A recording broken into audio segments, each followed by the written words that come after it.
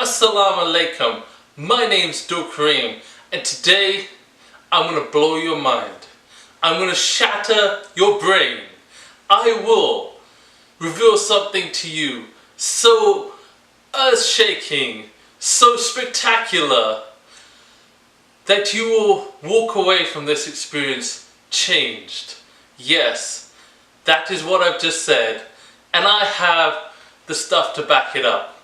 You see, a lot of atheists, agnostics, and people who have this kind of belief, there's this modern belief in science, that science, they believe that science disproves religion. There is this belief that religion is something up there in the clouds, that daydreamers think of religion, and the logical people who think and who work normally in the real world, right? These people are the scientifically minded, right? And they'll throw science at you. You know what? Brothers and sisters of all creeds and races, today I'm going to prove the existence of God using science. Furthermore, I will not give you a single quote from the Quran. I will not give you a single quote from any hadith. I will purely use as my tools science and logic. So let's go into this earth-shattering realm. Now this realm begins with a little history lesson. It began in 1801. Yes, in 1801 there was the first experiment called the double slit experiment. Here we have scientists trying to figure out how atoms work at their base level. You see, we can't really see atoms. Using an electron microscope, we can only really see fields of atomic existence, fields of atomic mass, but we can't really see what an atom is with our eye. So, these scientists, they decided to come up with this double slit experiment.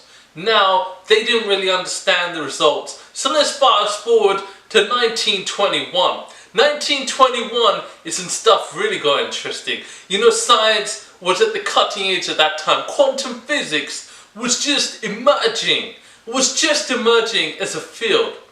Now, people are like, okay, what's so spectacular about this experiment? Well, let me put it for you simply. Imagine here that we have a gun, right? A gun that shoots marbles, tiny marbles.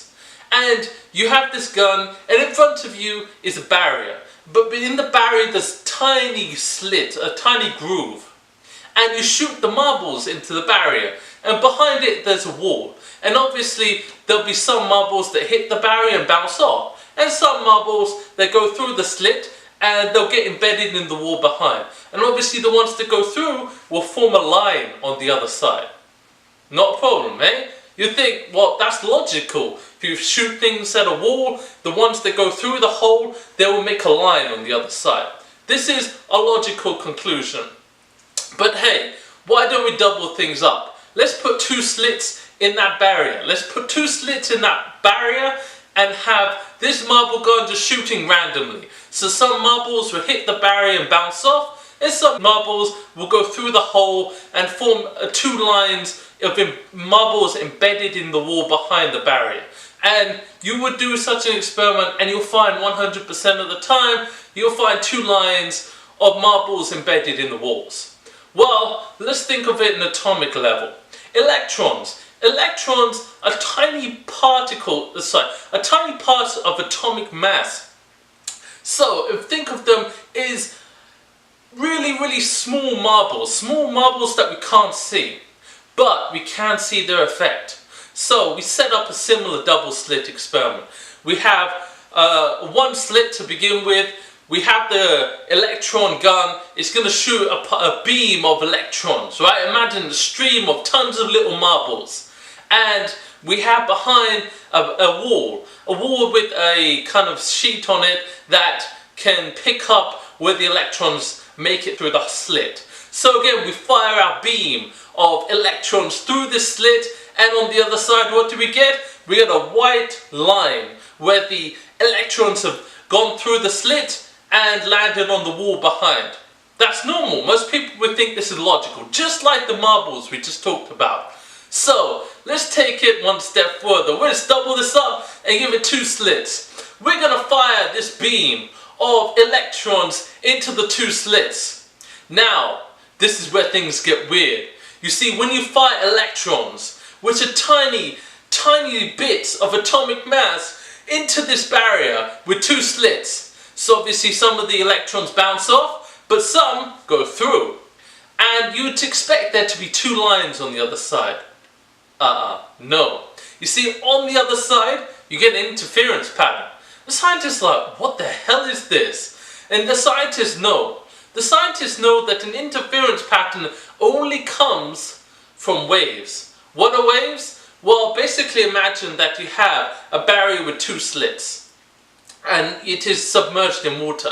You create one wave, and if the wave hits the slits, they break into 2 smaller waves. The 2 smaller waves then intersect with each other, creating an interference pattern. You see, where the 2 waves are highest, they get doubled, they get amplified. Where they're lowest, they get doubled, they get amplified. But where they are high meets low, where this rare occurrence of high meets low, it nullifies each other out. But it doesn't just create lines on the wall behind. No, you see this pattern, it amplifies itself, and so it creates multiple lines. And the scientists had seen this before. They know what a wave looks like when it comes through. But these are electrons. These are tiny atomic versions of marbles. This doesn't make any sense. So scientists are thinking, what the hell's going on? And scientists are smart. They're like, we know the solution.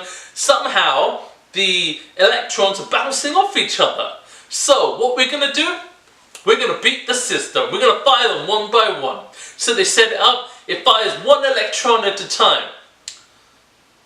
And it's still an interference pattern. They're like, what? We've changed the sheet and everything. They changed the double slit. Still an interference pattern. Whoa!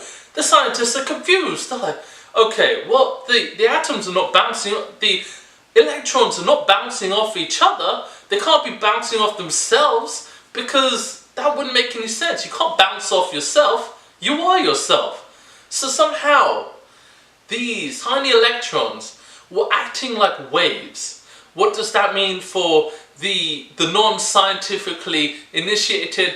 What that means is if an electron acts like a wave, it does not just exist as a small ball, right? Imagine you're firing small balls through this slits. No, it doesn't act like a small marble.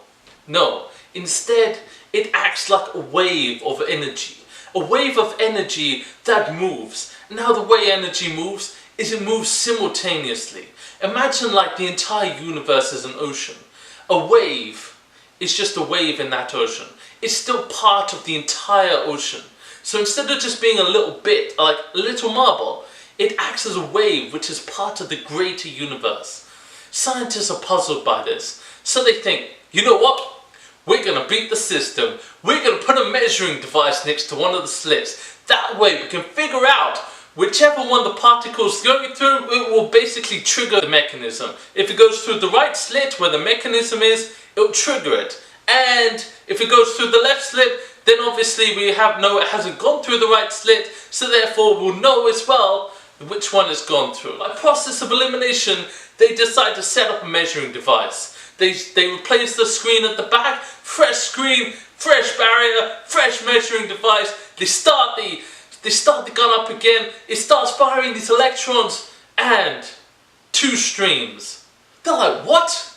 What? What? 2 seconds ago, you were acting like a wave. Now you're acting like a particle. They were confounded by this. They're thinking, what? How is it that something just observing the atom changes the nature of the atom itself? That is right. You've heard me right.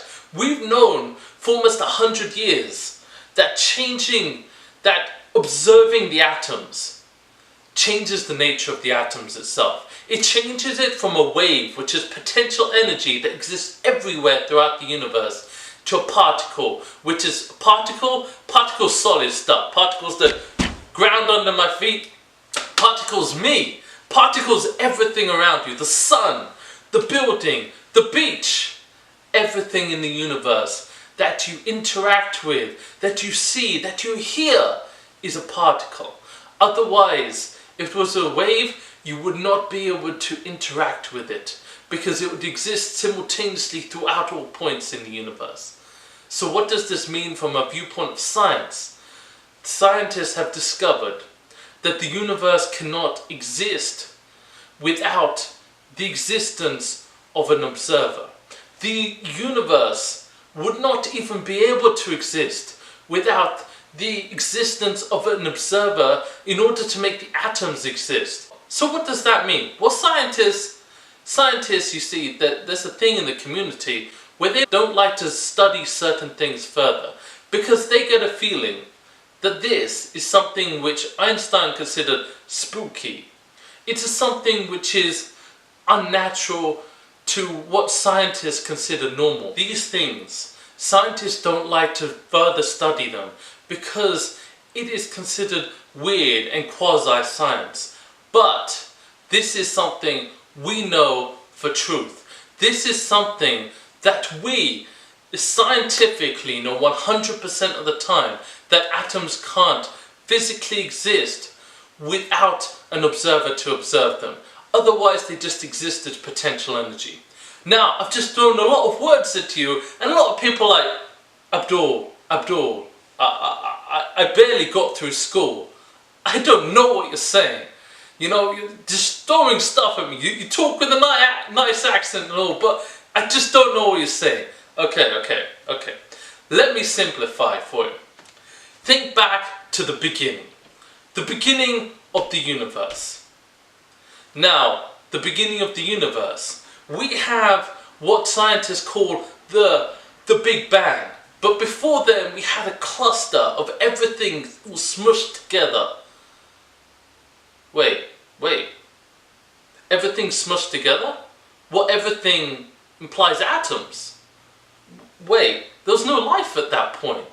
So the atoms, scientists have discovered that atoms can't exist without an observer. That means that for all those atoms to have existed, we would have needed an observer greater than the universe.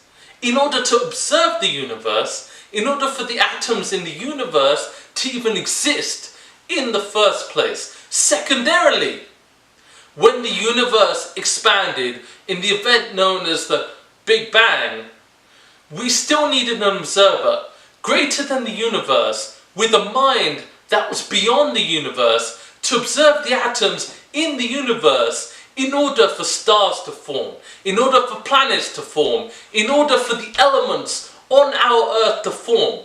We needed an observer to exist for 1/3 of the universe before our planet existed. And then we still need an observer to exist for another 1/3 of the universe's lifespan. That's 4 billion years.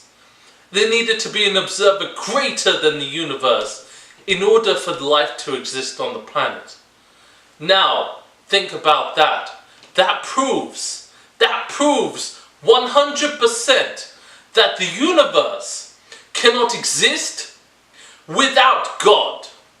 Yes, you heard me right. What is God by definition? God is a mind force, observing force greater than the universe. In Arabic, we have only one word for this. In the English language, there's more than one word. We have gods, deity, deities, there's plural. But in Arabic, the purest language to exist upon the face of the earth today, we have only one word for this supreme presence. This one word is Allah. This supreme presence is Allah subhanahu wa ta'ala. You know, Allah, it is the word that means that there is God. Nothing can be equated to Him. He is above all else. You can't have gods, you can't have deity and deities, there's no plural. One and only one. So I have proven to you, ladies and gentlemen, beyond a shadow of a doubt, using pure science, that there must be a God. Now, people out there are scratching their heads like, wait, I don't get it, but they're like, wait, why aren't scientists embracing God? Because scientists, they make quotes that they explain that the universe can't exist without God. And then they themselves say, but I'm an atheist. Because there's a mask over their heart. But do you know what? As I promised you at the very beginning, we're not going to give any quotes from the Quran. We're not going to give any quotes from any holy book, any hadith, any nothing. We have only quoted science. And with science, we have proven the existence of a supreme overruling mind and consciousness that needed to exist in order for the atoms to exist, in order for the universe to exist, in order for you and I to exist.